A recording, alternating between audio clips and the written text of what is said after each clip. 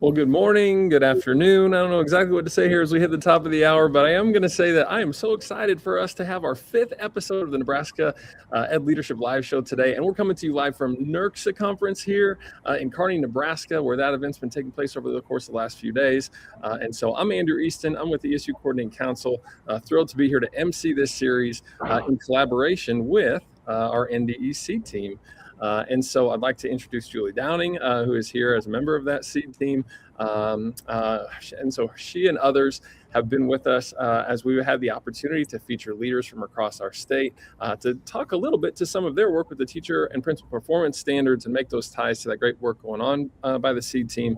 And so through the sponsorship of NCSA, we've been able to live out this show for 5 episodes now, where our aim's pretty simple, where we're creating a space where Nebraska education leaders can share and connect and grow together. And so today we're really excited to have some of our leaders here who are part of the NRCSA Executive Board. And so first, Stephanie Kaczor, who is the superintendent of Riverside Public Schools, and Andrew Havelka, who is the superintendent of Freeman Public Schools, both of whom have been, I'm sure, incredibly busy over the course of the last 3 days here. And we're closing out this experience as a part of this live show today. So thank you for being here today. And I think the very first thing I'd like to ask right from the top is, what's NRCSA? Can you explain for folks that maybe aren't familiar with that organization? And we'll just start there. Yeah, well, first, thanks for having us, and excited to be on the show. NRCSA stands for the Nebraska Rural Community Schools Association.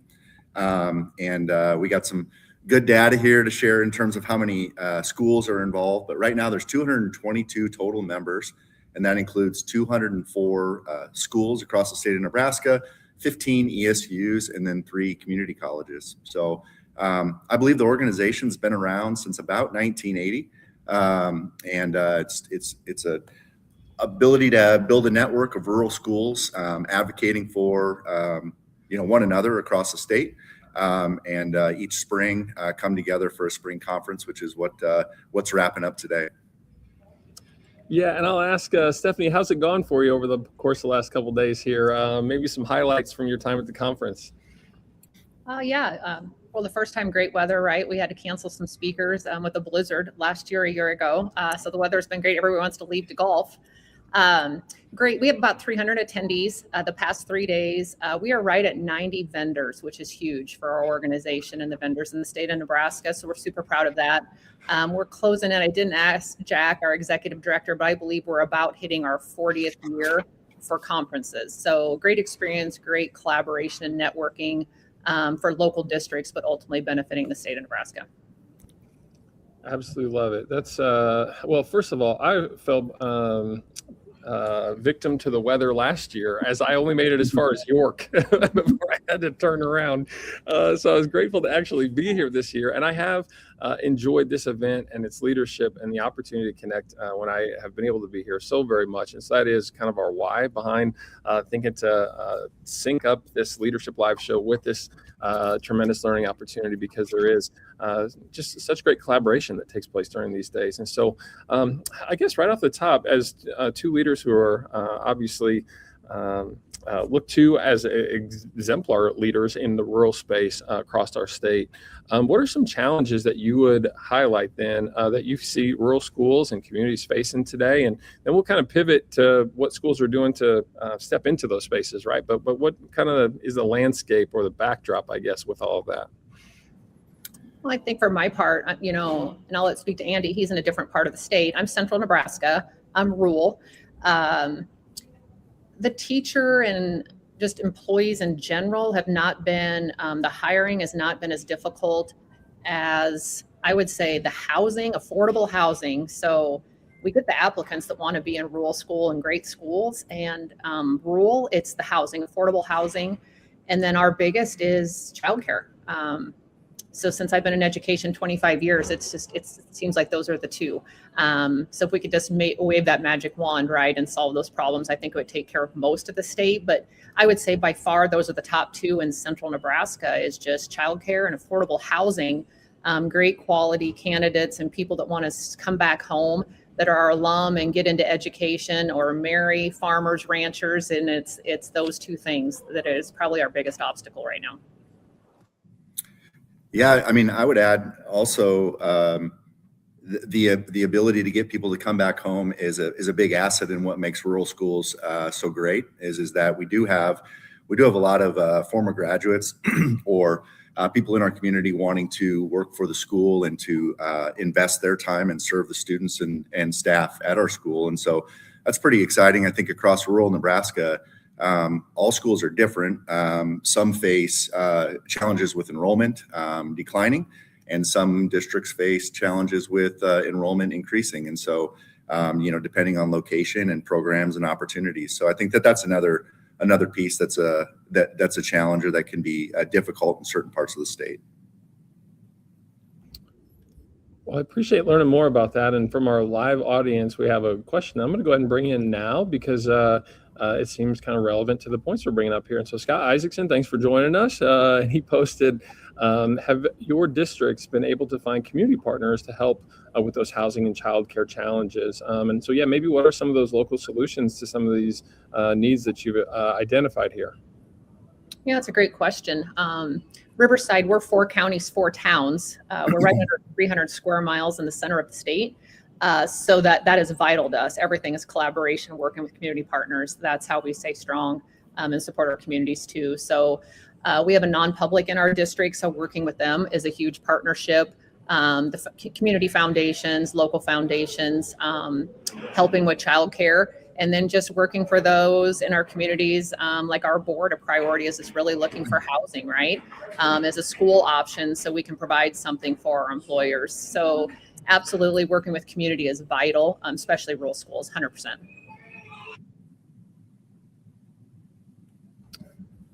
Yeah, Andrew, what's that look like in your part of the state?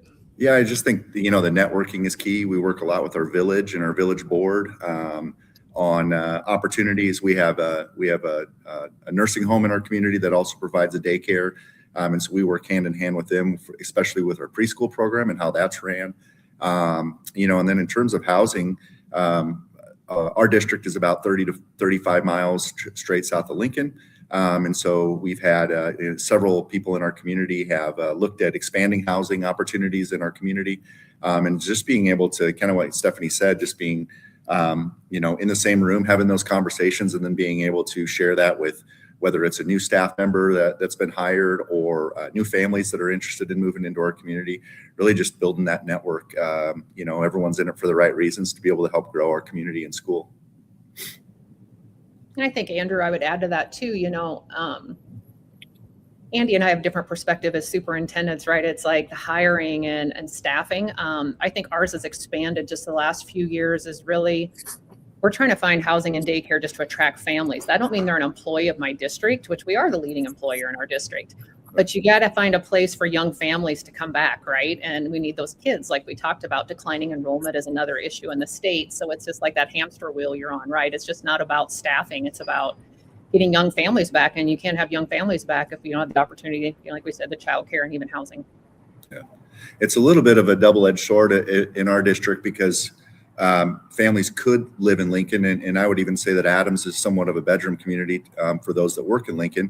So that we do have staff that live in Lincoln and travel down, but ideally we want our staff members, our teachers, our families to be living in the community that they serve, and so there are opportunities outside, but we'd love to have them. We'd love to have them all living right in our town. Yeah, I think that's really it's just pervasive across Nebraska. One of the things that the SEED team does is the teacher vacancy survey, which I'm sure you both had the opportunity to fill out for us and provide that data. And what we see is that our numbers are headed back in the right direction, but we still have a lot of vacancies across the state. And we did a little research into not necessarily why teachers leave, but why they stay, and published an article about a year ago. And what we found, people would typically say money is a big factor. We found that the fit in the community was the number one factor why people come and why people stay. I fit in rural Nebraska. It's the lifestyle I want to lead. It's where I want to raise my family, those things. Money, compensation, benefits, that was number 2. And number 3 was being able to have some voice and some input in the work and in the system that I serve in. So all of that to say, what do you think, what do you say to those young teachers and those young administrators coming to your community that's really, here's what you can enjoy about our community, here's what you can learn in our community, why is it worth it to work in rural? That's a great question, Julie. I talk to, like, we get a lot of first-year teachers, right? And then we have them a few years and they grow in their profession or head to the east side of the state. So that's pretty common in western central Nebraska. Something I just say all the time is rural is not for everyone, right? Rural is not less. Rural is different. And it's your niche. It's what you're looking for. But I always tell teachers, the difference is what lies in our advantages. Like the advantages of a rural school is second to none. And the resiliency, the innovation, that one-on-one, knowing your kids, knowing your families, so many perks to the smaller setting. And like I said, it's not rural, but it's definitely different, and just being transparent about that from the start. And then once you're there, Julie, like I said, it's relationships. That's what gets people to stay in districts. Do they have a say? Do they have a seat at the table? Collaboratively, are you working together? And that's a benefit of rural schools too, right? More opportunity for leadership. That's true with our kids, our teachers, the whole system. So definitely very much a perk of rural schools. Yeah, I'll add a little bit to that. I think that, we talk a lot about it at Freeman, that we have, between certified and classified staff, we probably have 75 to 80 employees. And of those 75 to 80 employees, I would guess that, 80+% of those have a kid in the school or have had kids in the school or some relation, right? And so the decisions that we make, impact all of the kids that we have in our district, but it impacts us as employees that have our own kids in that school. And so we would never want to, go and not to give 100% because that's our own kids. And so that's a big thing that we love to talk about with new employees too, or people that are looking at joining our district, is the ability to raise a family and be around your kids. I worked in Omaha for 18 years. And that was one of the big things that was a void in my life. I didn't get to see my kids every day. I struggled to be able to get to their things. And so the ability to get back out to a rural environment and be able to have a family and be around them all the time was a big thing for me.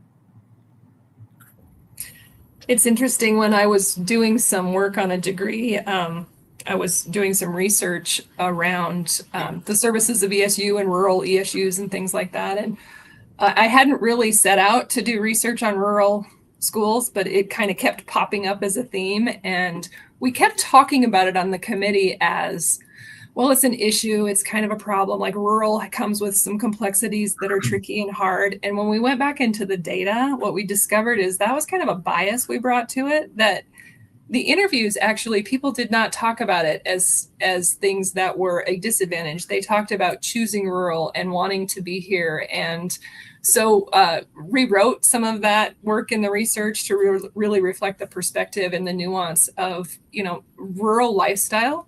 It has a lot of value, and a lot of people choose it purposely. And they're not complaining about some of the complexities and some of the distances and some of the things that others might see as issues with rural. So thank you. Thank you for sharing that. I think that's an important thing to really elevate for our educators, so that, we have people who do great service for kids like Andrew's talking about.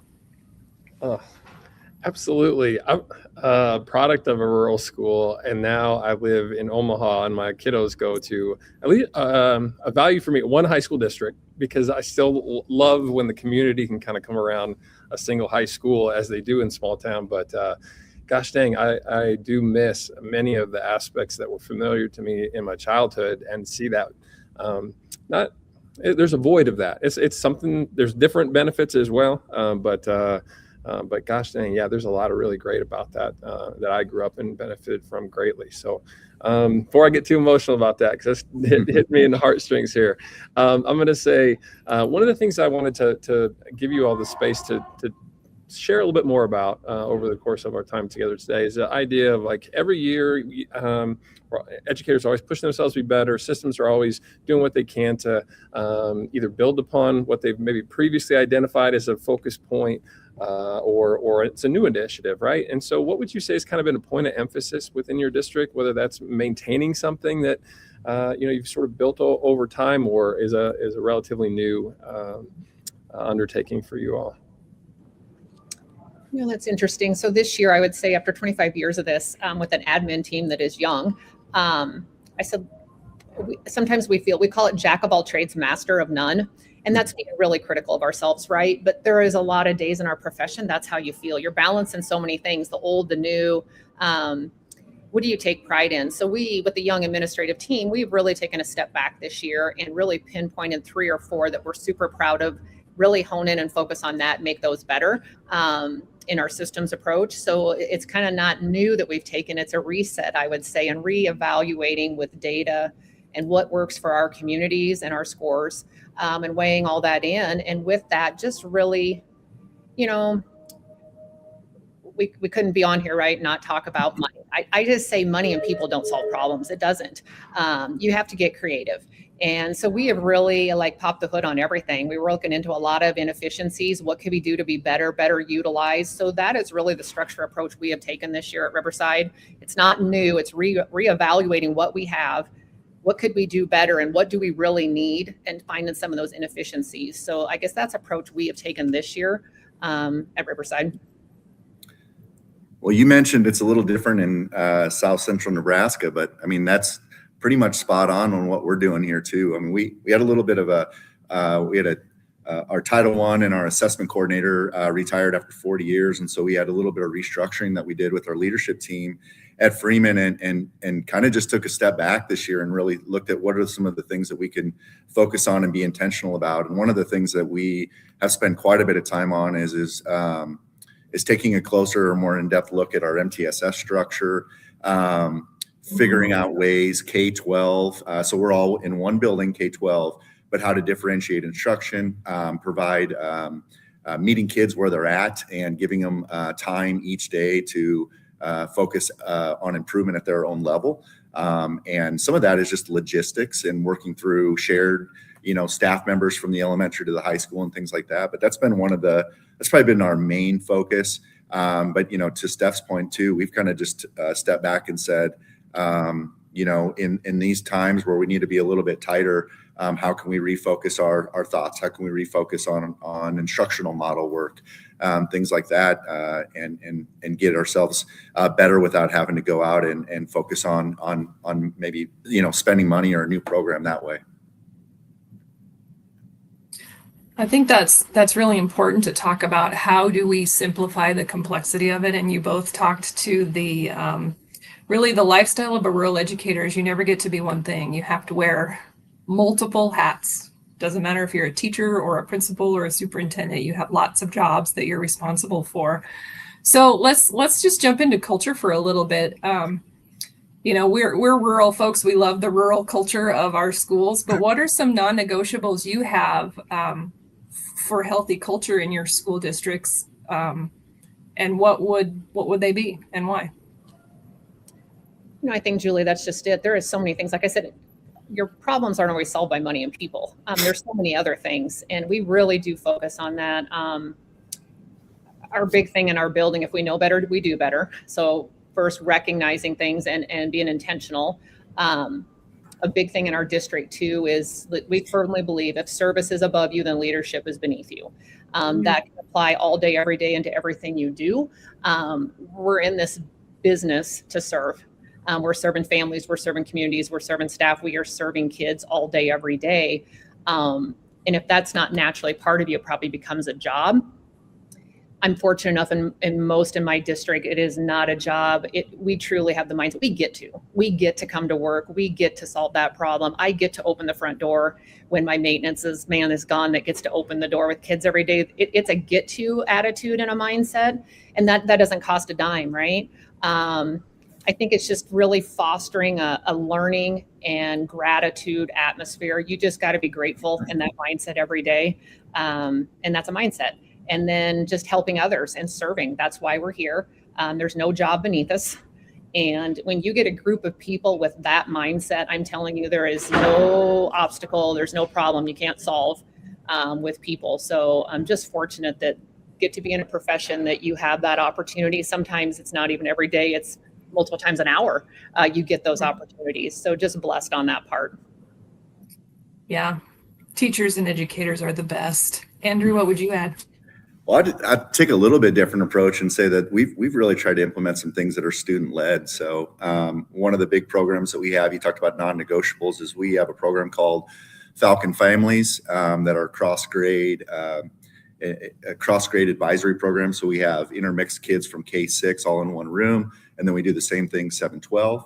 And then each quarter we have extended families get together. So we have a K-6 family get together with the 7-12 and do activities. So ultimately, we have high school kids with kindergarten, first and second graders doing activities about teamwork and trust and just building that relationship. That's the true sense of building a community and building a strong culture.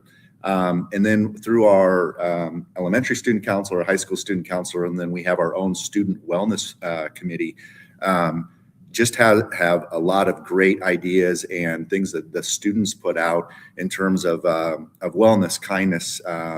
We have, monthly focus, whether it's, posters in the restrooms that they put together on certain things, but really student led really makes our culture very strong.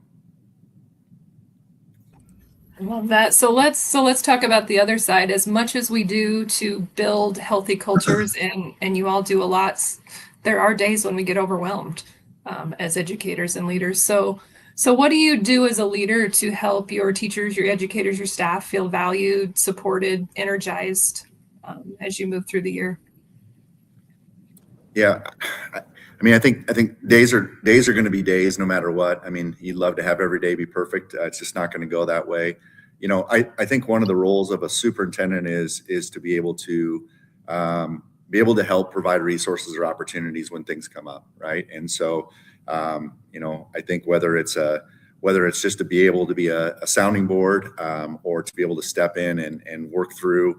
One of the things that I say a lot in my position is I get to see things from a different perspective, even though I might be right next door to the elementary principal or right down the hall from a classroom, my perspective is a little bit different. And so just trying to be able to support through those times and communicate as well as we can, whether that's through, communication with our school board or our community or our staff.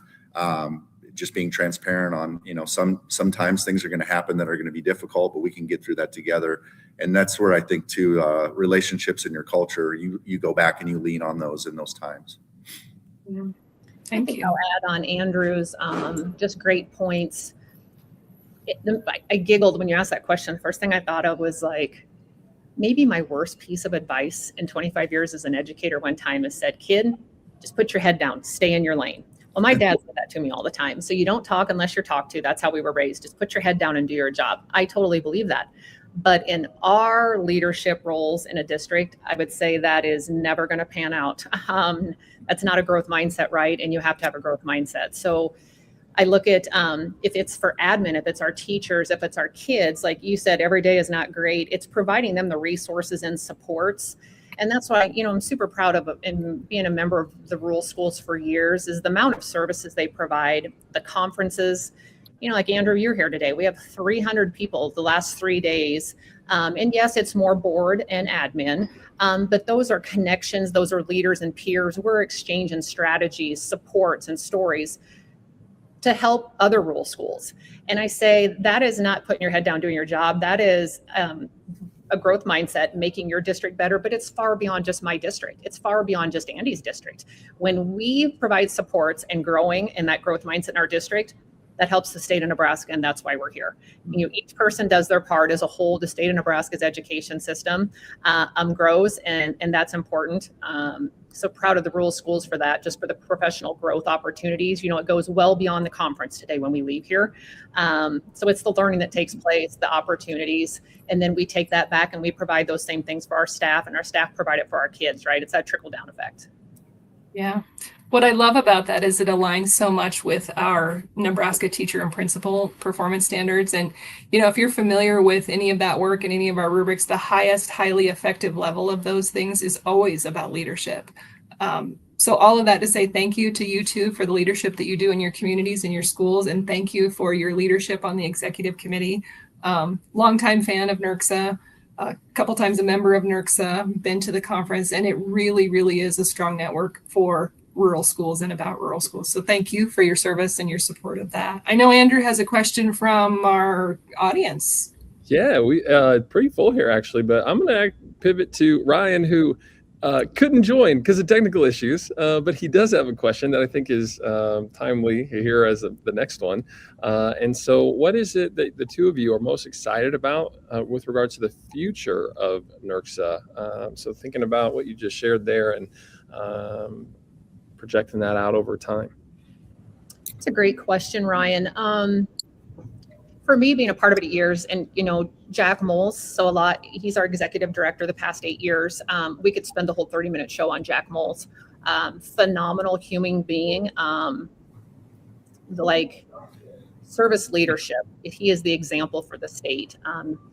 So the transition in is exciting. So that is something to look forward to. Is we love Jack and we wish him well, but change is not always bad either and new. So we'll embrace that. I think an exciting part for the organization under Jack's leadership, we've grown to 7 programs within NRSA that we offer schools, 4 different subcommittees that are broke up with representation across the state providing supports.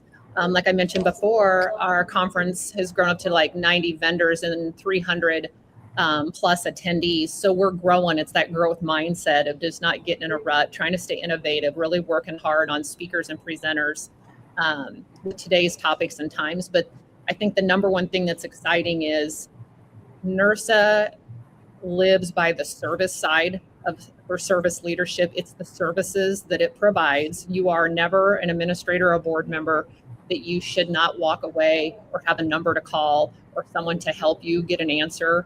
And that part's comforting, I think, for the state of Nebraska. It's leadership, right? We talked about that. It all starts with leadership, and we've had that through NRSA. We've been just so lucky. And so continuing that and growing in that area, I'm super excited about that and the opportunities for the state. Yeah, the only thing I would add is that the organization is proactive. And so, for instance, we have a rural teacher committee, closing the achievement gap committee, legislative committee that really stays out in front of issues.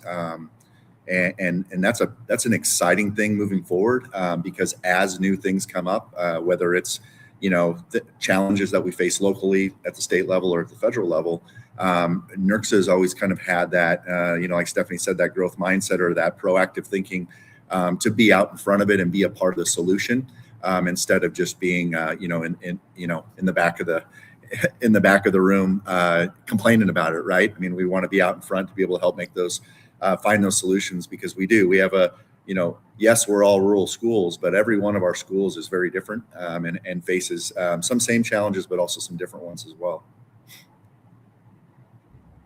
Well, I would just kind of bring things to a bit of a close here then and echo what Julie shared a moment ago, our gratitude for the leadership that you provide each and every day in your respective districts, but then also as a part of NRCSA, and just thinking about how important it is to be in these spaces when you can do so, to connect in person because like you said, a session can be great, a keynote can be great, a Zoom is an opportunity to learn. But gosh, when you can sit down and talk informally with your peers and learn lessons from those around you, it's an invaluable, I think, factor amongst many in our professional growth and development. So thanks for being here and creating this space at the conference and also join us for this episode to hopefully do that a little bit because we are better together. So with that being said, we're really excited that we're halfway into, at this point, our entire series here for the spring semester. I am going to shout out to Ryan here real quick before we go.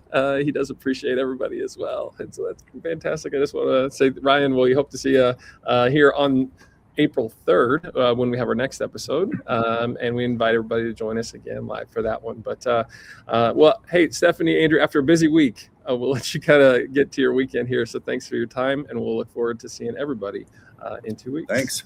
Thank you. Appreciate you.